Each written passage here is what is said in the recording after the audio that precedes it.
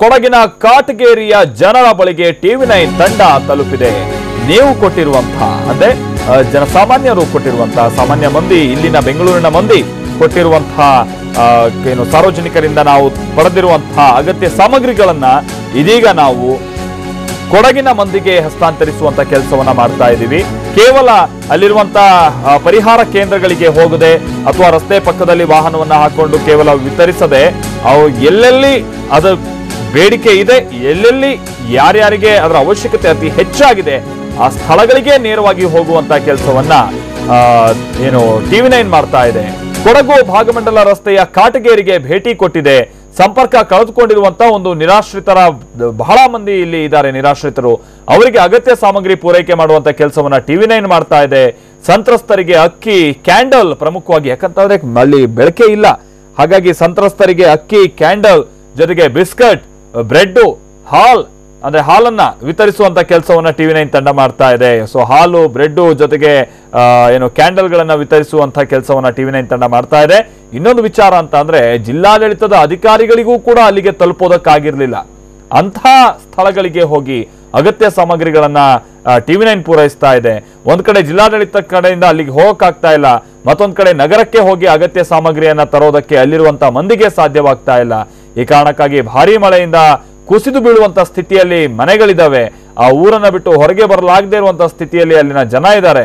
ಈ ಕಾರಣಕ್ಕಾಗಿ ಟಿವಿ9 ತಂಡ ಆ ಜಾಗಕ್ಕೆ ಹೋಗಿ ನೆರವನ್ನ ಕೊಡ್ತಾ ಇರುವಂತಹ ಸಂದರ್ಭನ ಗಮನಿಸ್ತಾ ಇದ್ವಿ. ನಮ್ಮ ಪ್ರತಿನಿಧಿ ರಾಮ್ ನಮ್ಮ ಟಿವಿ9ನ ಇತರ ಸದಸ್ಯರೊಂದಿಗೆ ಆ ಸ್ಥಳಗಳಿಗೆ ಹೋಗಿ ಪ್ರಮುಖವಾಗಿ ಅವರಿಗೆ ಕ್ಯಾಂಡಲ್ಗಳು ಬೇಕಾಗಿರುತ್ತೆ, ಜೊತೆಗೆ ಏನು ಪೇಸ್ಟ್ಗಳು, ಬ್ರಷ್ಗಳು ಇದೆಲ್ಲವನ್ನ ಕೂಡ ವಿತರಿಸುವಂತ ಕೆಲಸ, ಸೋಪ್ಗಳು, ಸ್ಯಾನಿಟರಿ ಪ್ಯಾಡ್ಗಳು, ಈ ತರದೆಲ್ಲ ವಸ್ತುಗಳನ್ನ, ಅಗತ್ಯ ವಸ್ತುಗಳನ್ನ ಕೊಡುವಂತ ಕೆಲಸವನ್ನ ಟಿವಿ9 ಮಾಡ್ತಾ ಇದೆ. ಇದು ನಮ್ಮ ಅಲ್ಲಿ ಟಿವಿ9ನ ಸಿಬ್ಬಂದಿ ರಫೀಕ್ ಜೊತೆಗೆ ರಾಮ್ ಇವರೆಲ್ಲ ಅಲ್ಲಿ ಸೇರಿರೋದನ್ನ ನೋಡ್ತಾ ಇದ್ವಿ. ಸುಮಾರು ಒಂದು 6 ತಂಡಗಳಲ್ಲಿ ಇವರೆಲ್ಲ ತೆರಳಿ ಈ ರೀತಿಯಾದಂತಹ ಸಹಾಯವನ್ನ ಮಾಡ್ತಾ ಇದ್ದಾರೆ. ಜನರಿರುವಂತಹ ಕಡೆಗೆ ಹೋಗ್ತಾ ಇದ್ದಾರೆ.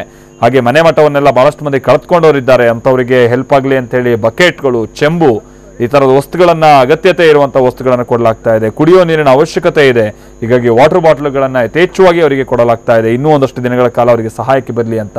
ಟೆಟ್ರಾ ಪ್ಯಾಕ್ನ ಹಾಲು, ಇದು ಸುಮಾರು ಒಂದು 3 ತಿಂಗಳುಗಳ ಕಾಲ ಅದನ್ನ ಇಡಬಹುದಾಗಿರುತ್ತೆ. ಹೀಗಾಗಿ ಕೊಡಗಿನ ಮಂದಿಗೆ ಅದನ್ನ ಕೊಟ್ಟರೆ ಹೆಚ್ಚು ಕಡಿಮೆ 1 ತಿಂಗಳುಗಳ ಕಾಲ ಅವರಿಗೆ ಅದು ಉಪಯೋಗಕ್ಕೆ ಬರುತ್ತೆ. ಈ ಕಾರಣಕ್ಕಾಗಿ ಅತಿ ಹೆಚ್ಚಿನ ಮಟ್ಟದಲ್ಲಿ ಪ್ರಮಾಣದಲ್ಲಿ ಟೆಟ್ರಾ ಪ್ಯಾಕ್ ಹಾಲನ್ನ ಕೂಡ ವಿತರಿಸುವಂತ ಕೆಲಸವನ್ನ ಟಿವಿ9 ತಂಡ ಮಾಡ್ತಾ ಇದೆ. ಕಾಟಗೇರಿ ಸದ್ಯ ನಗರ ಪ್ರದೇಶದಿಂದ ಸ್ವಲ್ಪ ಈಗ ಸಂಪರ್ಕವನ್ನ ಕಳೆದುಕೊಂಡಿರುವಂತಹ ಹಂತದಲ್ಲಿರುವಂತಹ ಸಂದರ್ಭ. ಈ ಕಾರಣಕ್ಕಾಗಿ ಅವರಿಗೆ ಇದೆಲ್ಲವೂ ಕೂಡ ಬಹಳ ಸಹಾಯಕ್ಕೆ ಬರುತ್ತೆ ಅನ್ನುವಂಥದ್ದನ್ನು ಮನಗಂಡು ಈ ರೀತಿಯಾಗಿ ಒಳಗಿರುವಂತಹ ಪ್ರದೇಶಗಳನ್ನ, ರಿಮೋಟ್ ಏರಿಯಾಗಳ ಬಳಿ ಹೋಗಿ ವಿತರಿಸುವಂತ ಕೆಲಸವನ್ನ ಮಾಡ್ತಾ ಇದ್ದಾರೆ. ಬ್ಲಾಂಕೆಟ್ಗಳು, ಯಾಕಂದರೆ ಬಹಳ ಒಂದು ಮನೆಯ ಒಂದ್ ಕಡೆ ಪೋರ್ಷನ್ ಏನಾದ್ರೂ ಕುಸ್ತು ಬಿದ್ರೂ ಕೂಡ ಆ ಭಾಗದಲ್ಲಿ ಏನಾದ್ರೂ ಬೆಡ್ ಇದ್ರೆ ಅಥವಾ ಬಟ್ಟೆ ಬರೆಗಳು ಇದೆಲ್ಲವೂ ಕೂಡ ನೆಂದು ಹೋಗಿರುವಂತಹ ಸ್ಥಿತಿಯಲ್ಲಿರುತ್ತವೆ. ಹೀಗಾಗಿ ಅವರಿಗೆ ಮನೆಯಲ್ಲಿದ್ರೂ ಕೂಡ ಬ್ಲಾಂಕೆಟ್ಗಳ ವಿತರಣೆ ಬಹಳ ಅತ್ಯವಶ್ಯಕ. ಈ ಕಾರಣಕ್ಕಾಗಿ ಬ್ಲಾಂಕೆಟ್ ಅನ್ನು ವಿತರಿಸುವಂತ ಕಾರ್ಯವನ್ನೆಲ್ಲ ನಡೆಸಲಾಗ್ತಾ ಇದೆ. ರಾಮ್ ನಮ್ಮ ಪ್ರತಿನಿಧಿ ಇದಕ್ಕೆ ಸಂಬಂಧಪಟ್ಟಂತೆ ಮತ್ತಷ್ಟು ಡೀಟೇಲ್ಸ್ ಅನ್ನ ಕೊಡ್ತಾರೆ. ಸ್ಥಳದಿಂದ ನಮ್ಮ ಜೊತೆಗೆ ನೇರ ಸಂಪರ್ಕದಲ್ಲಿ ಜಾಯ್ನ್ ಆಗ್ತಾ ಇದ್ದಾರೆ. ರಾಮ್, ಬಹುಶಃ ನೀವು ಕಾಟಗೇರಿ ಸುತ್ತಮುತ್ತಲ ಸ್ಥಳಗಳಿಗೆ ಹೋಗಿ ಇವಾಗ ಪರಿಹಾರ ಸಾಮಗ್ರಿಗಳನ್ನ ವಿತರಿಸ್ತಾ ಇದ್ದೀರಾ ಅಂತ ಕಾಣಿಸುತ್ತೆ. ಹೇಗಿತ್ತು ಅಲ್ಲಿನ ಸನ್ನಿವೇಶ, ವಸ್ತುಸ್ಥಿತಿ ಹೇಗಿದೆ? ನಾವು ಕೊಟ್ಟಂತ ಅಥವಾ ಜನರ ಮುಖಾಂತರವಾಗಿ ನಾವು ಸಂಗ್ರಹಿಸಿದಂತ ವಸ್ತುಗಳನ್ನ ಅವರಿಗೆ ಕೊಡುವಂತ ಸಂದರ್ಭದಲ್ಲಿ ಅದರ ಅವಶ್ಯಕತೆ ಎಷ್ಟು ಮಟ್ಟಿಗೆ ಅವರಿಗಿತ್ತು ಅನ್ನೋದು ನಿಮ್ಗೆ ಕಂಡು ಬಂತು ರಾಮ್? ಮತ್ತೆ ನಾವೀಗ ಕೊಡಗಿನ ಕಾಟಗೇರಿ ಗ್ರಾಮದಲ್ಲಿದ್ದೇವೆ. ಜನರ ಆಶಯ ಏನಾಗಿತ್ತು? ಕೊಡಗಿನ ಜನರಿಗೆ ಸಹಾಯವನ್ನ ಮಾಡಬೇಕು, ಸಂಕಷ್ಟದಲ್ಲಿ ಸಿಲುಕಿರುವವರಿಗೆ ಅಗತ್ಯ ವಸ್ತುಗಳನ್ನ ಪೂರೈಸಬೇಕು ಅಂತೇಳಿ ಅದನ್ನ ಅವರು ಟಿವಿ9ನ ಮುಖಾಂತರ ಮಾಡಿಸ್ಲಿಕ್ಕೆ ಬಯಸಿದ್ರು. ಅವರ ಒಂದು ಆಶಯವನ್ನ ಈಡೇರಿಸಲಿಕ್ಕೆ ನಾವು ಇಲ್ಲಿ ಕಟಿಬದ್ಧರಾಗಿದ್ದೇವೆ. ಬೆಳಗಿನಿಂದಲೂ ಸಹ ಎಲ್ಲಿಗೆ ಜನರಿಗೆ ತಲುಪಲಿಕ್ಕೆ ಜಿಲ್ಲಾಡಳಿತ ಸಾಧ್ಯವಾಗ್ತಾ ಇಲ್ಲ ಅಂತಹ ಗ್ರಾಮಗಳನ್ನ ಗುರುತಿಸಿ ಅದರ ಸುತ್ತಮುತ್ತ ಹೋಗಿ ಜನರಿಗೆ ಅಗತ್ಯ ವಸ್ತುಗಳನ್ನು ನೀಡುವಂತ ಕೆಲಸವನ್ನ ಟಿವಿ9 ತಂಡ ಮಾಡ್ತಾ ಇದೆ. ನಾವು ಕಾಟಗೇರಿ ಗ್ರಾಮಕ್ಕೆ ಬಂದಾಗ ನಿಜಕ್ಕೂ ಅದು ಒಂದು ರೀತಿಯಾದಂತಹ ಅವಿಸ್ಮರಣೀಯ ಕ್ಷಣ ಅಂತ ಹೇಳ್ಬೋದು. ಯಾಕಂದ್ರೆ ಇಲ್ಲಿನ ಜನರು ಅಗತ್ಯ ವಸ್ತುಗಳಿಗೆ, ಅದು ದಿನನಿತ್ಯ ಬಳಸುವಂತ ಅಕ್ಕಿ, ಹಾಲು, ಬಿಸ್ಕೆಟ್ ಈ ರೀತಿಯಾದಂತಹ ಪದಾರ್ಥಗಳಿಗೂ ಸಹ ಕಾಯುವಂತ ಒಂದು ಪರಿಸ್ಥಿತಿ ನಿರ್ಮಾಣವಾಗಿತ್ತು. ಯಾಕಂದ್ರೆ ಕೊಡಗಿನ ಕೆಲವು ಭಾಗಗಳಲ್ಲಿ ಭೂಕುಸಿತ ಉಂಟಾಗಿ ಜನರು ಸಂಕಷ್ಟಕ್ಕೆ ಸಿಲುಕಿದ್ರೆ, ಕೊಡಗಿನ ಮತ್ತಷ್ಟು ಭಾಗಗಳಲ್ಲಿ ಜನರಿಗೆ ಸಂಪರ್ಕ ಕಡಿದು ಹೋಗಿದೆ.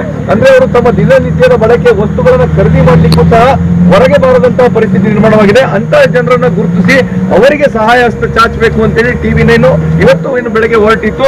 ಅದೇ ರೀತಿಯಾಗಿ ಇವತ್ತು ಏನು ಕಟ್ಟೋರಿಗೆ ಈಗ ಒಂದು ಗ್ರಾಮಕ್ಕೆ ಬಂದು ಇಲ್ಲಿನ ಜನರನ್ನ ನೀವು ನೋಡ್ತಾ ಇರ್ಬೋದು. ಈ ಎಲ್ಲ ಜನರು ಸಹ ಇಲ್ಲಿ ಒಂದು ಸುಮಾರು 50 ಕುಟುಂಬದವರಿದ್ದಾರೆ. ಅವರೆಲ್ಲರಿಗೂ ಸಹ ದಿನನಿತ್ಯದ ವಸ್ತುಗಳು ಸಿಗ್ತಾ ಇರಲಿಲ್ಲ. ಹೀಗಾಗಿ ನಾವು ಇವತ್ತು ಇಲ್ಲಿ ಬಂದ ಕ್ಷಣದಲ್ಲಿ ಅವರೇ ಒಂದು ಬೇಡಿಕೆಯನ್ನು ಇಟ್ಟರು, ನಮಗೆ ಅಕ್ಕಿಯ ಅವಶ್ಯಕತೆ ತುರ್ತಾಗಿದೆ ಅಂತೇಳಿ. ಏನು ಬೆಂಗಳೂರು, ಹಾಸನ ಮತ್ತು ಮೈಸೂರು TV9 ಕಚೇರಿಗಳಿಗೆ ಅಕ್ಕಿಯನ್ನ ಜನರು ನೀಡಿದ್ರು, ಹಾಲನ್ನು ನೀಡಿದ್ರು, ಮತ್ತೆ ಬಿಸ್ಕೆಟ್ಗಳನ್ನು ನೀಡಿದ್ರು. ಇವೆಲ್ಲವನ್ನು ಸಹ ಈ ಕುಟುಂಬದವರಿಗೆ ತಲುಪಿಸುವಂತ ಕೆಲಸವನ್ನ ಇವತ್ತು TV9 ತಂಡ ಮಾಡಿದೆ. ಹೀಗಾಗಿ ಇಲ್ಲಿಯವರು ಎಲ್ಲರಿಗೂ ಪ್ರಥಮವಾಗಿ ರಾಜ್ಯದ ಜನರು ಏನು TV9 ಎಲ್ಲವನ್ನು ಪೂರೈಕೆ ಮಾಡಿದ್ರು ಅವರಿಗೆ ಒಂದು ಕೃತಜ್ಞತೆಯನ್ನು ಸಲ್ಲಿಸಿದ್ರು. ಈಗ ಜನರ ಜೊತೆ ಇದ್ದಾರೆ, ಅವ್ರ ಜೊತೆ ಮಾತಾಡೋಣ. ಇಲ್ಲಿ ಏನು ಈ ಸಮಸ್ಯೆಗಳಾಗಿತ್ತು ಮತ್ತೆ ಯಾವ ರೀತಿ ನಿಮಗೆ ಅಗತ್ಯ ವಸ್ತುಗಳು ಬೇಕಾಗಿತ್ತು, ಹೇಗಿದೆ? ನಮ್ಗೆ ಮಳೆಯಿಂದಾಗಿ ತುಂಬಾನೇ ತೊಂದರೆ ಆಗಿತ್ತು. ಇಲ್ಲಿ ನಮ್ಗೆ ದಿವಸ ಊಟ ಮಾಡ್ಲಿಕ್ಕೆ ತುಂಬಾನೇ ಕಷ್ಟ ಇತ್ತು. ಇಲ್ಲಿ ಯಾವ್ದು ಸಾಮಾನು ತರ್ಲಿಕ್ಕೆ ಆಗ್ತಾ ಇರ್ಲಿಲ್ಲ, ಕೆಲಸ ಇತ್ತಿಲ್ಲ, ಮತ್ತೆ ರೋಡ್ ಎಲ್ಲ ಕಡೆ ಬ್ಲಾಕ್ ಆಗಿದೆ. ಆದ್ರಿಂದಾಗಿ ನಮ್ಗೆ ಹೋಗ್ಬಿಟ್ಟು ಏನು ಥಿಂಗ್ಸ್ ತರ್ಲಿಕ್ಕೂ ಆಗ್ತಾ ಇರ್ಲಿಲ್ಲ, ಊಟಕ್ಕಂತೂ ತುಂಬಾನೇ ಕಷ್ಟ ಇರ್ತಾ ಇತ್ತು.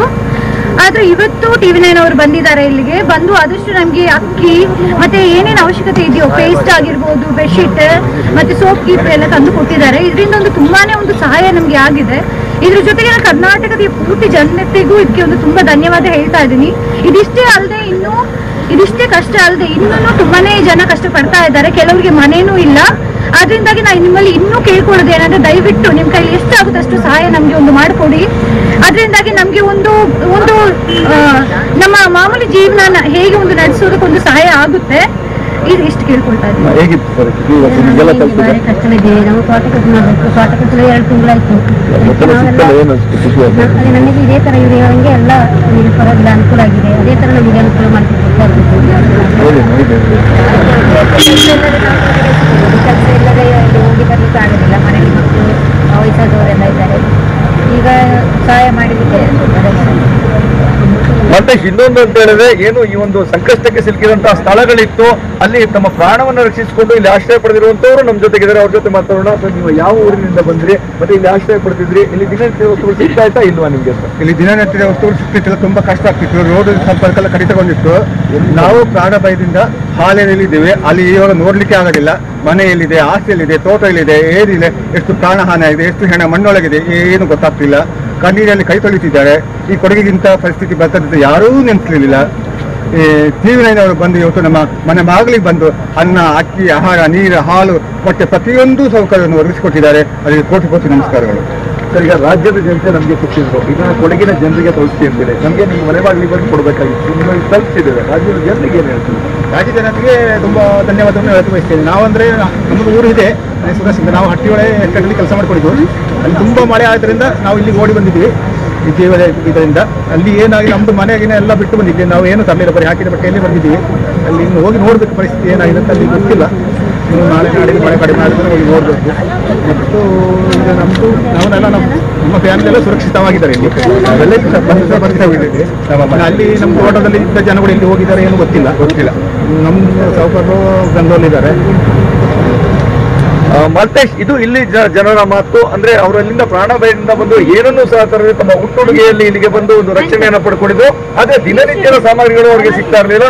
ಅದನ್ನ ಏನು ರಾಜ್ಯದ ಜನರು ಕೊಡಗಿನವರಿಗೆ ತಲುಪಿಸಿ ಅಂತ TV9 ಕೊಟ್ಟಿದ್ರು. ಅವರ ಮನೆ ಬಾಗಿಲಿಗೆ ಬಂದು ಅಂದ್ರೆ ಕರ್ನಾಟಕದ ಜನತೆ ನೀಡಿದಂತಹ ವಸ್ತುಗಳನ್ನ ಅವರಿಗೆ ತಲುಪಿಸುವಂತಹ ಕೆಲಸವನ್ನ ಮಾಡಿದ್ದೇವೆ. ಇದು ಇಲ್ಲಿಗೆ ನಿಲ್ಲುವುದಿಲ್ಲ, ಇದು ಸ್ಯಾಂಪಲ್ ಮಾತ್ರ. ಇಂತಹ ಎಷ್ಟೋ ಗ್ರಾಮಗಳು ಈಗ ನಾವು ಹೋಗುವಂತಹ ದಾರಿಯಲ್ಲಿದೆ. ಅವರೆಲ್ಲರಿಗೂ ಸಹ ರಾಜ್ಯದ ಜನರು ನೀಡುವಂತಹ ಎಲ್ಲ ಅಗತ್ಯ ವಸ್ತುಗಳನ್ನ ಅವರಿಗೆ ನೀಡಿ ಇವತ್ತು ರಾತ್ರಿ ಎಷ್ಟು ಸಹ ತಲುಪಿಸ್ತೇವೆ. ಮತ್ತೆ ಮತ್ತಷ್ಟು ಮಾಹಿತಿಗಳನ್ನ ಸ್ಥಳೀಯರಿಂದ ಪಡ್ಕೊಳ್ತಿದ್ದೇವೆ. ಜನರು ಎಲ್ಲಿ ಸಂಕಷ್ಟದಲ್ಲಿದ್ದಾರೆ ಅವರಿಗೆ ಹೋಗಿ ಕೊಡುವಂತಹ ಕೆಲಸವನ್ನು ಮಾಡ್ತೇವೆ.